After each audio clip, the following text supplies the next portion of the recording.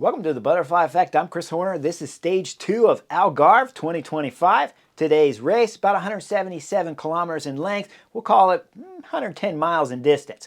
So when we start looking at today's stage, if you're one of the directors sportifs for Bora Hansgrohe or for VISMA bike, if you are one of their directors, this is a crucial stage. There's 2 stages here out of the 5 stages, 4 really, because they annulled yesterday's stage. Kind of sort of gave the win, but not really, to Filippo Ganna. I don't know the story. Anyways, first stage was annulled. There's 4 stages.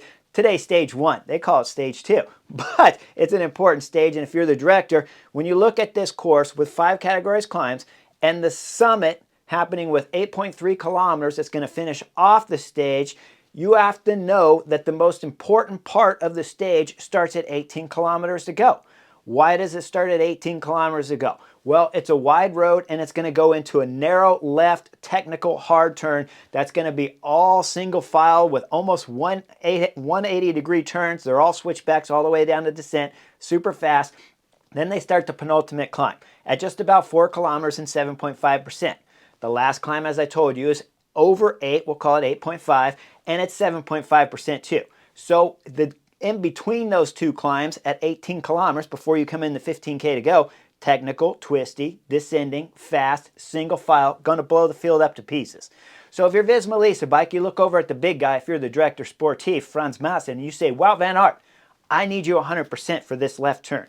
I need you to get everybody into this left turn where we have Jonas on your wheel, Sepp Kuss, hopefully his legs are good, Thijs Benoot if he's looking good, Wilco Kelderman, and Ben Toulet. That's ideal. Now, if you're in that team with VISMA bike and you're not sitting up here like I am, you would know which rider is in the better form. Can Ben Toulet be really good? At Classic high end, we saw Wout van Aert ride for him, but he blew up and lost the race. So we saw Sepp Kuss get dropped there. We saw Wout van Aert get dropped, but Wout van Aert did some massive pulling from 45 kilometers all the way into 30 kilometers to go at high end and almost brought back none other than Brandon McNulty and Kwiatkowski. So Wout van Aert's got to have some form, and I'm thinking, okay, get into 18 kilometers to go, like I said. Then you have to figure out, if you're the director sportif France, is Thijs Benoot better than Sepp Kuss? Because we saw Sepp Kuss get dropped at high end, but we saw Thijs Benoot get dropped too. I can't answer those questions up here. The differences between the two are small. But if you're Jonas Vingegaard, you have to see it and you have to talk to your riders. If you're Frans Maassen, the director sportif, you have to know their power numbers and understand how you would want to have Wout van Aert go into that left turn at 18 kilometers to go. Drill it down that twisty descent. Start the penultimate climb, drilling it up that with only the kind of power that a big guy has like Wout van Aert, and blow the whole field up. Hopefully you catch Primoz Roglic and Red Bull Bora Hansgrohe napping. Now, if you look over Red Bull Bora Hansgrohe team, you're saying the same thing. We have to get Primoz Roglic with 18 kilometers to go into that left turn at the front. And then we got to have guys that drill it, because we don't have any super climbers here for Primoz Roglic. If you're the director sportif, you already failed before the season even began, before this race even began, certainly. But whenever they picked the selection for this race, you failed Primoz Roglic because you brought no climbers. Jan Tratnik can be a climber, but he has to be 100% on form. And even with that kind of form, you don't really see Jan Tratnik going to the last climb of a stage and then drilling it on the front. So they have no climbers. So you got to go Primoz Roglic. We got to keep at least Jan Tratnik with you up over the penultimate climb, down the descent. So if something happens coming down the descent, you have a rider with you to change bikes, give parts, or ride the front to protect the race general classification here on stage 1. They call it stage 2 of Algarve. Now, okay, that's the most important thing for Bora Hansgrohe and VISMA bike when you start this stage. The next important thing is, if you're Jonas Vingegaard and Frans Maassen, the director sportif, you go, Jonas, do you think you can beat Primoz Roglic here? I have you up here on the Butterfly Effect as the number 2 ranked rider. That means you should be able to beat Primoz Roglic. But we know Primoz Roglic is on fine form sometimes, but it's the first race of the season. So VISMA bike have to have faith in Jonas Vingegaard. Over at Bora Hansgrohe, it's kind of the same thing, but they don't really have the team to control the race late into the penultimate climb and the last climb of this stage 2 of Algarve. So Primoz Roglic doesn't have the ability with his director sportifs, because they failed him in bringing a strong team for him. So all they got to tell him is, okay, we got to get him at the front for 18 kilometers to go. And hopefully VISMA bike are drilling it at the front. You're sitting on Jonas Vingegaard's wheel. Hopefully, Jan Tratnik makes it over the penultimate climb close to Primoz Roglic with VISMA drilling it hardcore. They blow the whole race up, make it hard for you. You go into the last climb, Jonas Vingegaard, Primoz Roglic battle mano a mano at some point in time. And maybe Jan Tratnik did one hit on the last climb to do some separation so that it's just Primoz Roglic going against Jonas Vingegaard. Or if you have 100% faith in Primoz Roglic, he's going solo and he's winning Algarve here on stage 2. Okay, those are the ideal scenarios. But neither of those two teams are going to employ that. What they did employ when the race comes on is that we see the breakaway up the road, and in that break we got Brent Van Moor from Lotto, Tobias Bayer's up there, Andre Cavalho's up there, Hugo News is up there, and then we got the German Tivani up there to make 5 guys in the front group, and they got about a 3-minute gap. We go back and look at the peloton chasing, and we see that it's the 2 big teams. Okay, this is exactly how you should be riding. This is the common sense part that both director sportees from Bora Hansgrohe and Visma Lease Bike understand. They got to control the race because they have the 1 and 2 favorites. In which order, nobody really knows. I can't even tell you. But they believe they got it. That's why they're drilling it. They're keeping it close. We're going to see Visma Lease Bike, Bora Hansgrohe working well together right now and blowing up the field. We start seeing some of the sprinters coming out the back, and then you see Beniam Girmay there, and you see G. Thomas there getting dropped with the sprinters. Geraint Thomas, why are you getting dropped with sprinters? This is ridiculous. Hopefully you've been sick or you got an injury or a knee problem or something, because for a Grand Tour winner at the Tour de France, for a podium finisher at the Giro d'Italia in the last couple of seasons, to get dropped with sprinters, Beniam Girmay, this is ridiculous. So we see the peloton getting kind of nervous. They're going side by side, but the group up front starting to blow apart and fall apart all over the place. So we're going to see the breakaway get caught with about 25 kilometers to go after they went through the time bonus sprint. We're going to see that they get wrapped up there.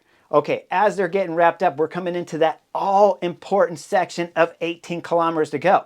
Now, I remember how important it is because I've done a course here at Algarve that came up to a left turn just like this. Not saying it was the same, but it was just like this. You had to be there at the left turn or you're going to suffer. As they're battling down, we're going to see when they come through this left turn, it's UAE team Emirates on the front. Now, he knows he doesn't want to be on the front because being on the front means you got to pull like crazy, so he's going to back off. Then we're going to see Samuel Watson there from Ineos drilling it down this descent after the left turn with 18 kilometers to go through all the twisty section. The peloton is strung out single file. It's chaos. I can tell you 100%. There's no doubt about it. If you're at the back, 50, 60 guys back there, the amount of effort it's going to put in your legs means you're not going to win Algarve. So we start looking at Samuel Watson as it starts to rise with about 16, 15 kilometers to go.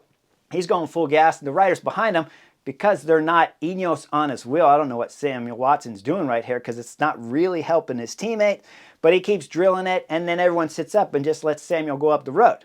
Samuel realizes that, well, okay, this isn't doing me any good, it's not doing my team any good, and his legs are starting to blow, so he's caught by the group. And as he's caught by the group, they're going a little bit wider, and we see Jan Tratnik, Bora Hansgrohe, Red Bull Bora Hansgrohe on the left side of the road. He's looking over towards the right because he's trying to find Primoz Roglic. Everybody else from Red Bull Bora Hansgrohe has been dropped. They've done their job of pulling the brake back and bringing everything all together, but now they're in trouble because it's a penultimate climb and there's only Jan Tratnik and Primoz Roglic. Primoz Roglic is going to want this race hard, so we see Jan Tratnik again looking over as Primoz Roglic comes into the picture on the right side of the peloton. As he is, I'll back the film up just a hair, and we have Romain Bardet picnic there that's sitting right in front or to the right side there of Jan Tratnik. Romain Bardet throws in attack. We're going to see that Jan Tratnik's hopping on the radio. Well, now it's time for Primoz Roglic's plan to go to work, or Red Bull Bora Hansgrohe's manager's plan to go to work, so Jan Tratnik gets on the front. He's starting to go full gas as he's pulling back Bardet. He goes about 2 kilometers, gets into 13 kilometers to go. Then you see Jan Tratnik do what? He's going to look over his shoulder because he wants to go to the big boss and he wants to find out if this is an intelligent move to do. Well, he looks back over his shoulder. He gets some kind of response from Primoz Roglic, and then you just see a head shake from Jan Tratnik. This is a bad sign whenever you see a head shake. When a rider's super motivated, he's got good form, he looks back over his shoulder, and it's time to go to work. If Primoz Roglic says drill it, go 100%, they start drilling it. But Jan Tratnik is not necessarily drilling it, but he's going good, and he's got the peloton strung out, but then he blows up. Once he blows up, this is a huge problem at this moment for Primoz Roglic. Now we back the film and look at different areas, especially when this climb started. If I bring you to the back there, VISMA Lisa bike weren't in a great position. They're in about 15th, 20th position. And that rider right there is Jonas Vingegaard. The rider next to him is going to be Ben Toulet. Then further back, talking about down about 25th spot, we're going to know that there's some more VISMA Lisa bikes there. We're going to call it Wilco Kelderman, and we'll call it Sepp Kuss back there. Thies Benoot's going to be in the picture at some point in time, but he's going to get dropped. Well, just as we started looking when the peloton was blowing up with Jan Tratnik on the front, it was Almeida that was closing the gap. So Almeida was caught a little bit napping at that 18-kilometer left turn too. His teammates are not there in front of him, but Almeida's got to close the gap. Wilco Kelderman's just in front of him. This is about the time when we're going to see Sepp Kuss way at the back of the group, and he's going to get dropped later. So that's going to leave 3 VISMA Lisa bike riders. But we go back fast forward now where we see Jan Tratnik going full gas. After he shook his head, he only went a few hundred meters more, and then he blew up. So Primoz Roglic is in trouble. VISMA Lisa bike have at least 3 guys. Wilco Kelderman, but he's at the back kind of hurt, and Ben Toulet looks pretty good. And Jonas Vingegaard, of course, has been on the Slovenians' wheel the whole time. So they have some cards to play with. Ben Toulet, VISMA Lisa bike, and if it slows up enough, Wilco Kelderman's there. Now, what do you do if you're VISMA Lisa bike? Because Primoz Roglic can throw in an attack, but Jonas Vingegaard's all over his wheel, and it's still too far to go because there's still a descent. Primoz Roglic will try some accelerations anyways, but Jonas is always there. Now, we start coming up to the KOM, and as we come up to the KOM, Romain Bardet's throwing in a little bit of attack. Primoz Roglic, Jonas Vingegaard's right there. Romain Bardet's taking the KOM points, and they're going over the top together. This is where Primoz Roglic is in his most dangerous spot because we have a descent coming. If attacks come, Primoz Roglic have no teammates to cover it. If he has a flat tire, Primoz Roglic has no bike to switch to with his teammate, so he's in big-time troubles. Now we're going to go and look at VISMA Lisa bike, and again, we see Jonas Vingegaard, Ben Toulet's in the picture, but way in the back's Wilco Kelderman that's gapped off the back, and he's got to do a hard acceleration with Grosshartner on his wheel to close that gap back up to the group. That means VISMA Lisa bike's not in a great position unless you wholeheartedly believe that Ben Toulet can do some damage if he was to get up the road while following these attacks. I don't believe Ben Toulet's that type of rider. I don't believe if you're sitting in the riders meeting this morning and you look over and you have Jonas Vingegaard on your team that you would think Ben Toulet could win Algarve at the end of this after 4 days of racing. 5 really. But as we stay on par here, we're going to go into about 9 kilometers to go with the descent. If I back you up just a hair, Primoz Roglic was attacking over the top. Couldn't drop Jonas Vingegaard as he attacked on the left. Jonas went on the right. Jonas is sitting on his wheel. Guys, Jonas is reaching into his pocket at one point in time, grabbing food out and shooting a gel in his mouth. That's how much energy he's saving over Primoz Roglic on the front. So Roglic realizes he's got to shut it down on the front. When he does, we come into about 9 kilometers to go, and this is when Laurens de Plus throws in an attack. He's got the FDJ rider, Remy Rojas, with him. With Remy Rojas there, those 2 riders are going up the road. So what is VISMA Lisa bike going to do now? Do you run Ben Toulet on the front of the peloton right now and just keep it going fast, or do you send Ben Toulet across the gap? Well, they're going to send Ben Toulet across the gap with Nielsen Pallas from EF Education, the American rider. With those 2 riders going across, we're going to get 4 guys up in that front group, but it's not over yet because remember, now Jonas Vingegaard's a bit isolated back there because Wilco Kelderman's been hurting, and Primoz Roglic has no teammates because they rode Jan Tratnik on the penultimate climb. I don't know for what reason. It's a knucklehead move. But now, is this a knucklehead move sending Ben Toulet up the road? Well, he's up the road, and there's going to be some more company coming because Jan Christian from UAE Team Members jumps across the gap. That puts 5 guys up there. Now, they're going to get a little bit more company because Bahrain and Victoria starting pulling real fast, and every time you look at the back of that group, we'll call it about 20 guys, they're going wide back there, which is going slow. When they're going slow, what does that mean for Primoz Roglic? It means everyone's going to be fresher if he attacks. What does it mean for Jonas Vingegaard, the big-time favorite, along with Primoz Roglic? The exact same thing. Everybody's saving energy. So we see the next attack come from the front, tactically from the front, and it's Alpecin de Koenig, Luca Vergolito. Now, with Luca Vergolito going across the gap, we're going to put 6 guys in this front move right now. 6 guys with 6 different teams. And with Jonas Vingegaard in the back isolated, with Primoz Roglic isolated, but Jonas Vingegaard's going to Primoz Roglic right now. I got a teammate in the front, Ben Toulet. I don't have to pull. Primoz, you got to pull. Okay, if I'm Primoz Roglic, I'm looking over at Jonas Vingegaard. I'm going, do I think Ben Toulet can win the time trial up there? Pallas is a pretty decent time trialist up there. De Plus, Laurens de Plus is drilling it on the front. And Ben Toulet's working on the front of this group too. DePluce can do some pretty decent TTs. He's been top 20, top 25 in Tour de France TTs and stuff, but he's not a guaranteed to win it. But Powell's looking pretty good. The rest of the riders, I don't know. None of them are time trial specialists. So Jonas could say, hey, we think Ben Toulet's riding good, but Primoz Roglic can just say, hey, I saw it high end. Ben Toulet got dropped, so I think he's going to get dropped again. Either way, none of those two riders, Jonas Vingegaard or Primoz Roglic, ride the front. It's Lidl Trek riding the front.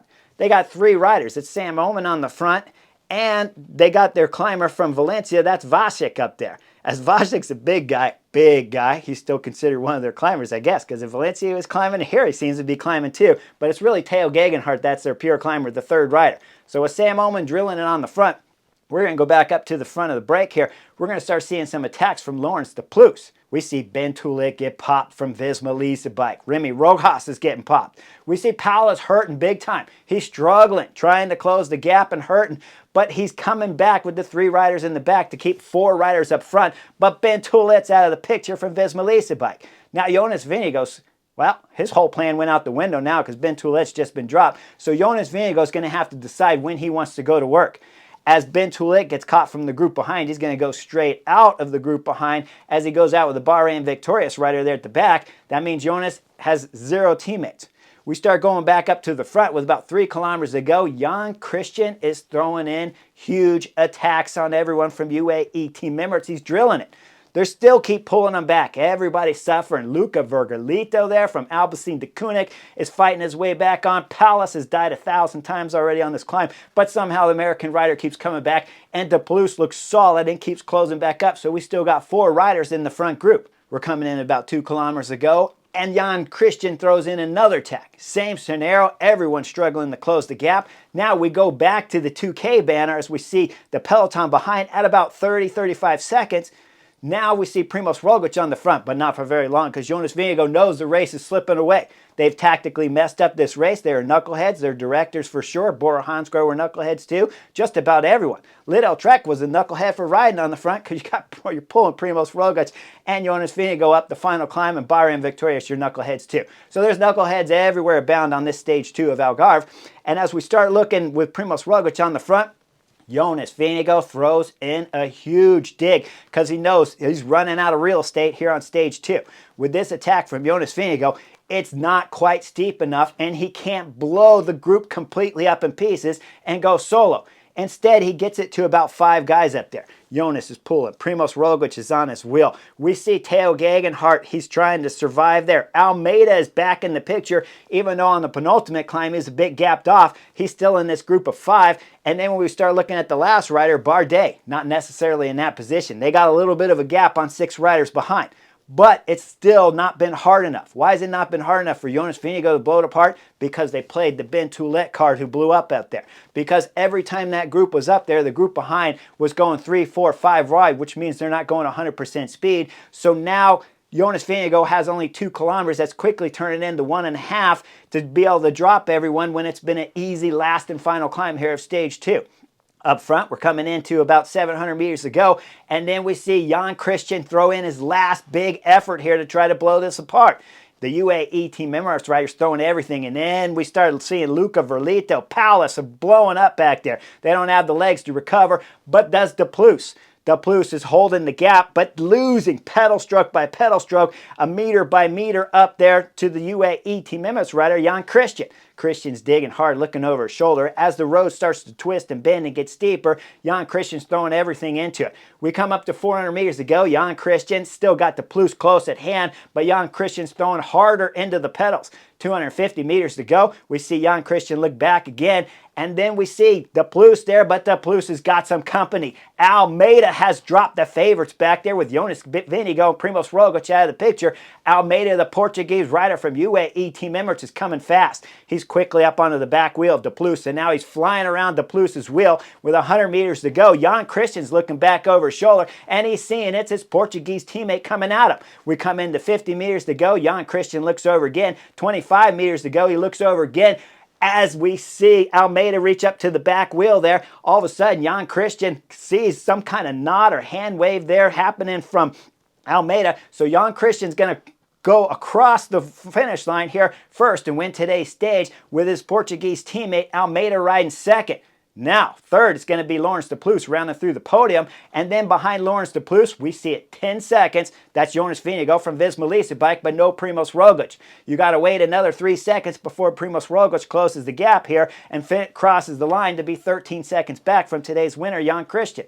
Now, what I got to think about tactically on this race, if I'm Jan Christian, when I was looking back over my shoulder with 7,500 meters to go, and I'm seeing Almeida come back onto my back wheel, I'm thinking there's no way I can win this stage. You have to give it to Almeida. Why do you got to give it to Almeida? Because Jonas Vingegaard and Primoz Roglic, you don't know where they are, but you do know stage 5 is an individual time trial of 19.5 kilometers with a 2 kilometer, 9% climb at the finish, and Almeida is the better time trialist over Jan Christian.